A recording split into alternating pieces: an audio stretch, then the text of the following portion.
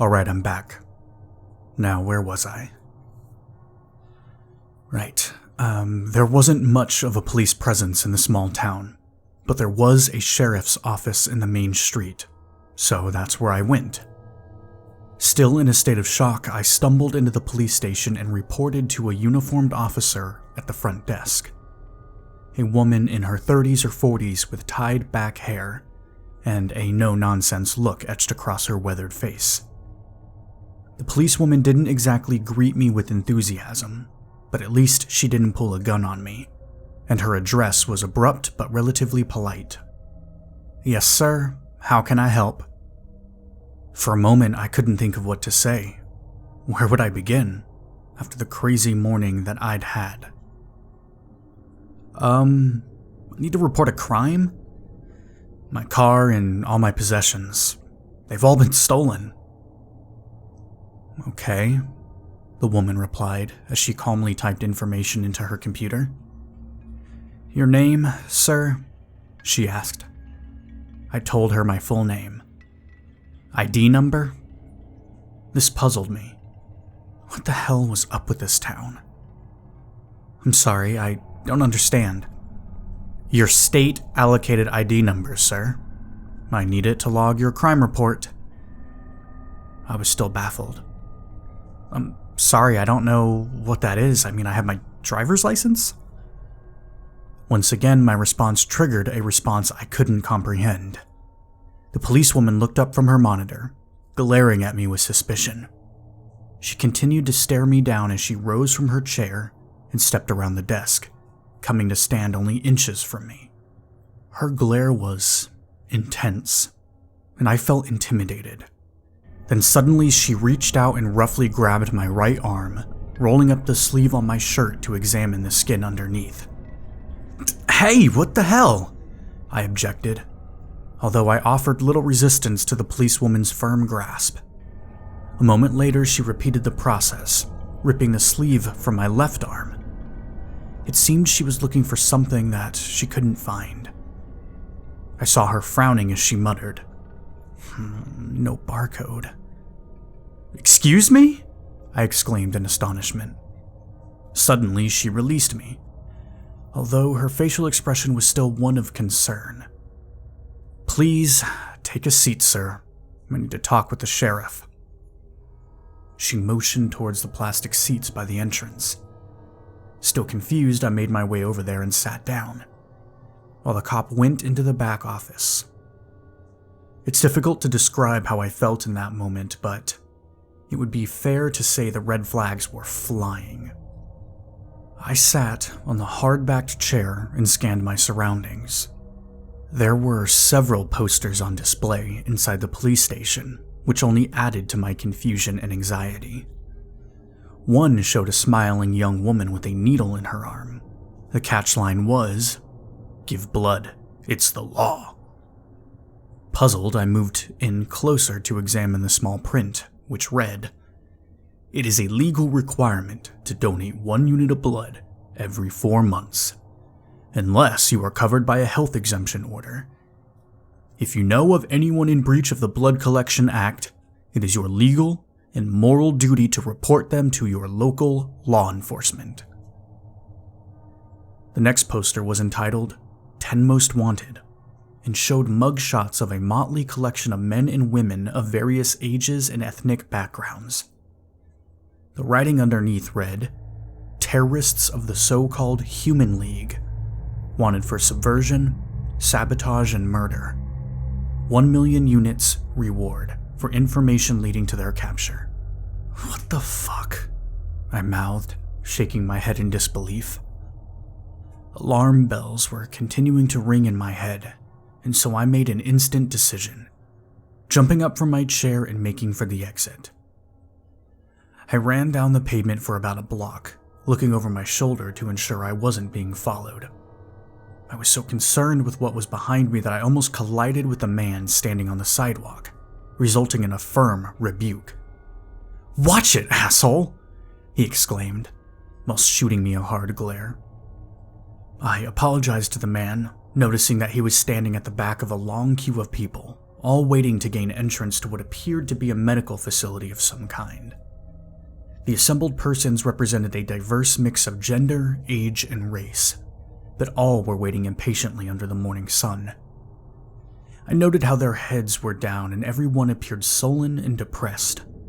There was no conversation in the line, and it seemed nobody wanted to be there.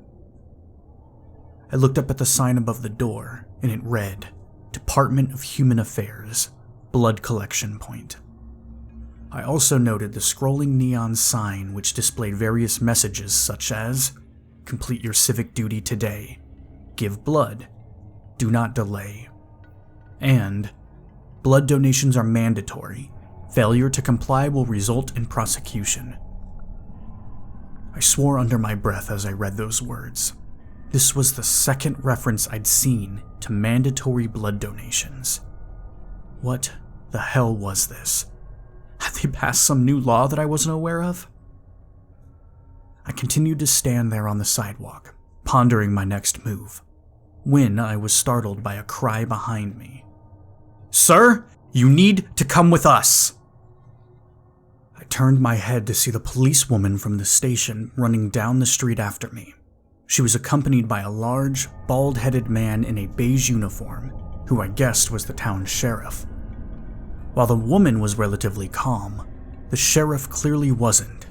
He screamed aggressively as he pursued me, pulling a weapon from his holster. Freeze, asshole! Don't you dare run! I didn't flee.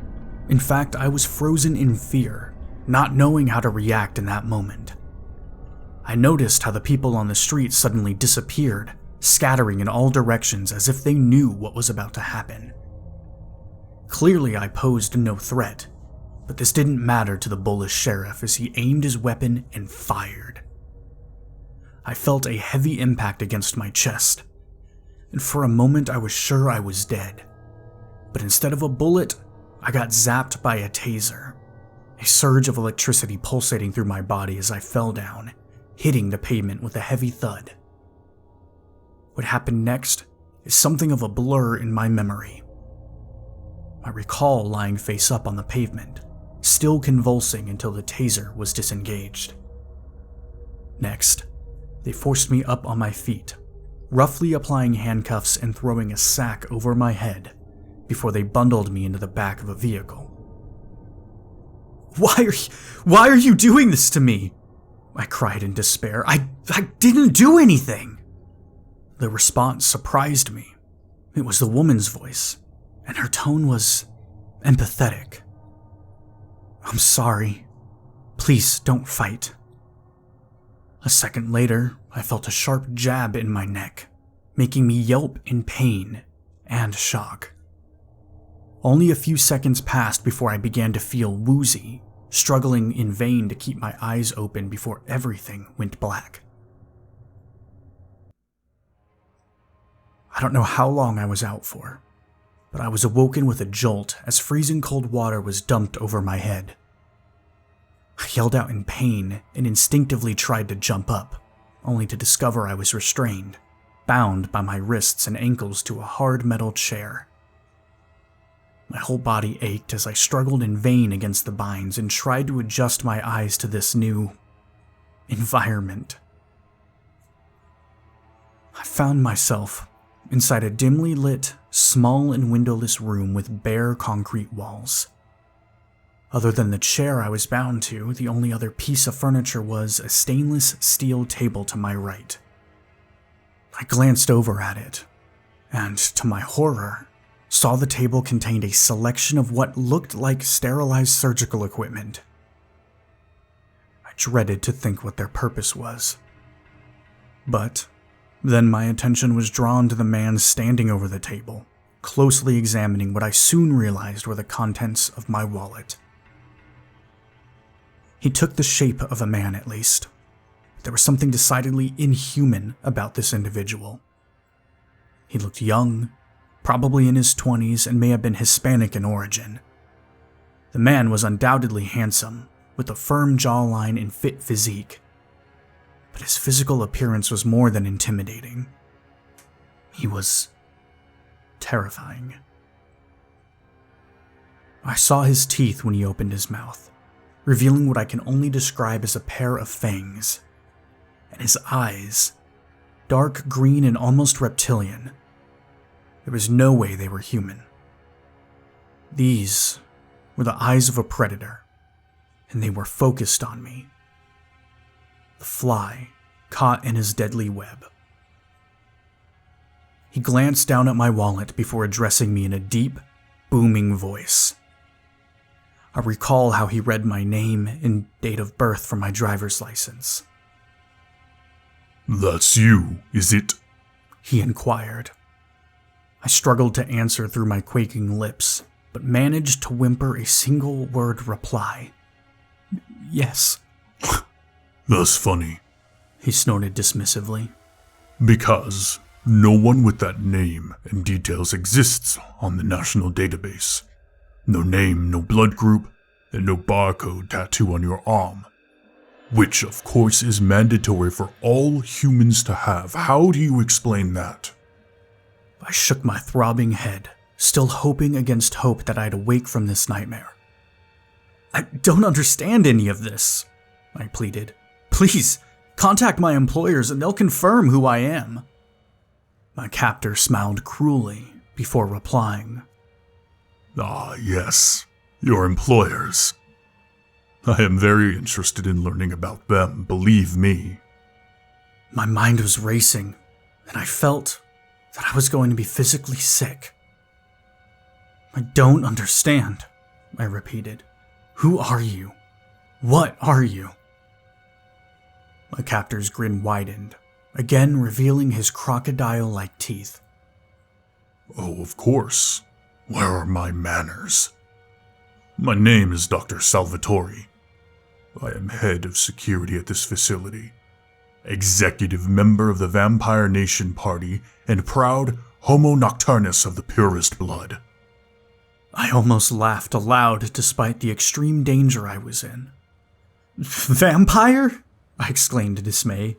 "You mean no sunlight, drinks blood, sleeps in coffins, stake through the heart and all that shit?" Salvatore laughed in open mockery at the description. "Yes, the foolish human superstitions from the old days. Such myths were widespread before the revolution, when my kind rose up and took our rightful place in the world, ruling over the weak and pitiful human race. Your blood is no longer necessary for our sustenance, of course, but the ancient tributes are still maintained, thus the Blood Collection Act and mandatory quotas. But of course you already know all this, don't you?" I shook my head vigorously, not wanting to believe what I was hearing. "I don't know anything. I shouldn't be here." "That much is true. But I already know who you really are. I have long suspected that other worlds would develop their own portal technology and seek to visit our dimension. And now here you are, in the flesh. But I don't care about a lowly worm like you. What I want to know is who sent you and what is their agenda. I refuse to believe that Homo sapiens have the intelligence to develop such advanced technology. Surely you are a pawn being used by a more powerful civilization. I suggest you tell me the truth now, boy, before I'm forced to take more drastic measures." "I don't know anything," I repeated in a panic. "No one sent me, and I don't know how I got here." Salvatore shook his head, and obviously he was not convinced. "Very well, have it your way, maggot. I'll get the truth from you one way or another," he spat. To my horror, I saw him reach for one of the sharpened instruments from the table, and an ice-cold chill ran up my spine as I feared what was to come.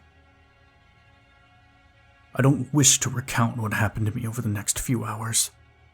Honestly, I'm still trying to come to terms with the torture that I endured at the hands of that monster. Suffice to say, I was beaten, cut, and bled by a psychopath who took a sadistic pleasure from my pain and fear. And clearly he was an expert in torture and thoroughly enjoyed his work. Salvatore kept on asking the same questions. Who sent you? What did I know about the project? What was the objective of my mission? I didn't know the answers, of course, but he didn't believe my denials. Either that or he didn't care. Some of the torture was psychological, as well as physical. At one stage, he actually drank my blood in front of me, making a show of spitting it out in disgust. Your blood is that of a low-caste human. You are truly inferior and unworthy in all respects, he mocked. I didn't know whether he was serious or not. My panicked brain tried to think while he inflicted pain upon me. Why was this happening to me? How had I gone to work one day and suddenly emerged in this hellish place, in a world similar and yet so different from my own?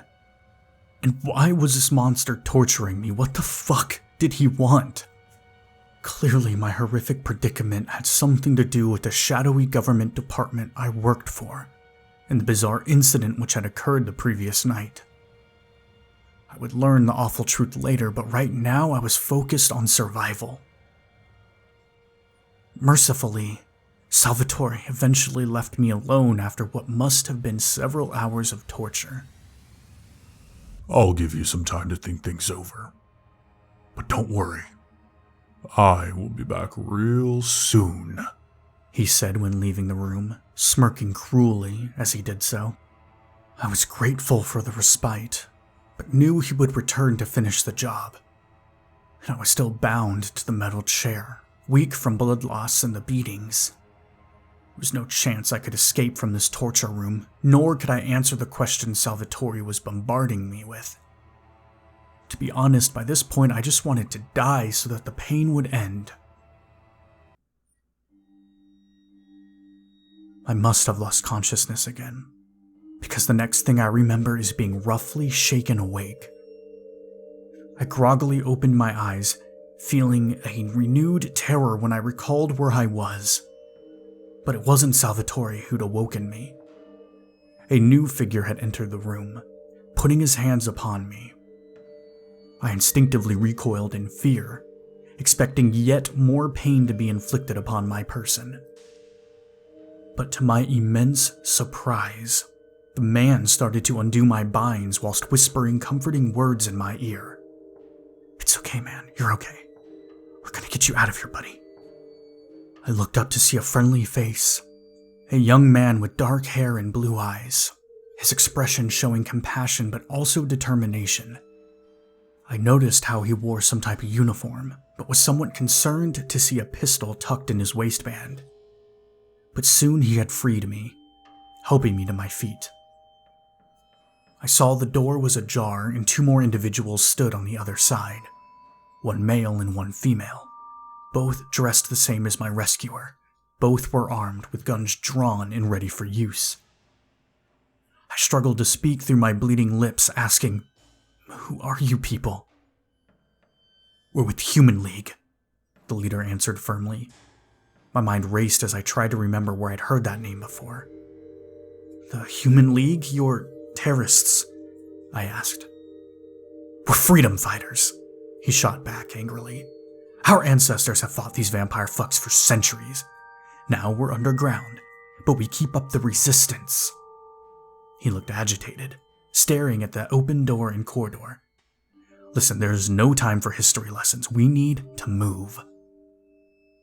I could hardly walk due to my injuries, so the two men supported me while the woman took point.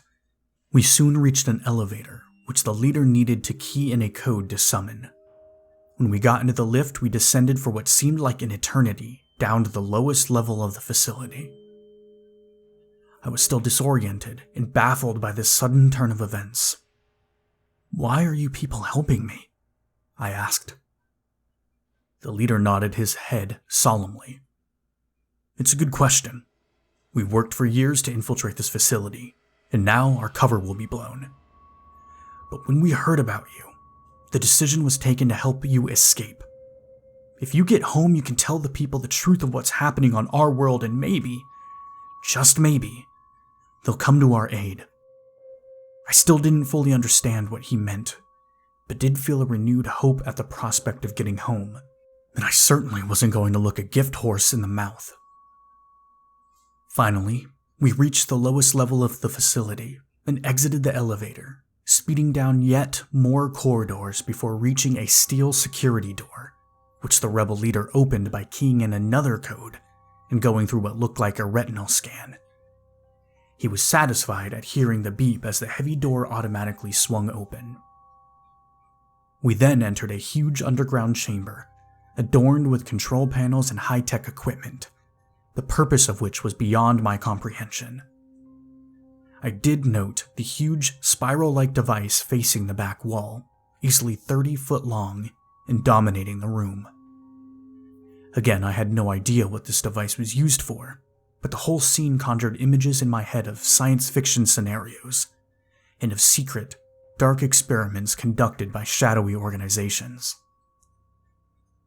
I found it difficult to take in my surroundings, however, as I was still weak from the blood loss, and so grateful when they sat me down on a swivel chair to rest. "Cover the door! We don't have much time!" That was the leader, shouting orders to his two subordinates. They drew their weapons and stood guard, while the leader quickly but carefully worked away at the control panels, bringing systems to life with the touch of various buttons and switches. I watched on, awestruck as the power surged and the spiral device started to spin. Slowly at first, but quickly gaining momentum. The chamber was suddenly filled up by a cacophony of sounds and illuminated by an intense light. I started to panic, fearing an explosion, but the rebel leader seemed to know what he was doing, as he continued the mysterious process he'd begun. Suddenly, there was a commotion back at the entrance, as the security door slowly swung open to reveal a squad of black-clad troops, all armed with submachine guns. "Here they come! Hold them off! Just 2 more minutes!" I heard the first shot and saw the leader trooper scream and fall. A split second later, the chamber was filled with gunshots, as bullets flew in all directions. I covered my ears and ducked as a fresh terror overcame me.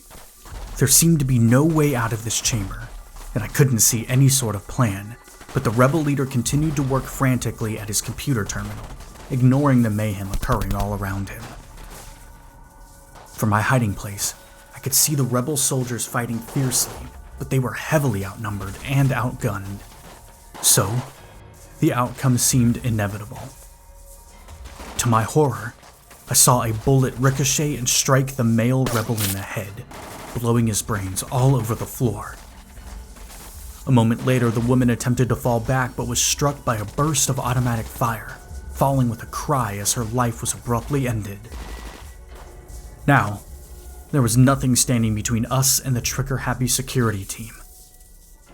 In a panic, I turned to the leader and saw that he had finished his work, now drawing his pistol and joining the fight. "It's starting! Get ready to move!"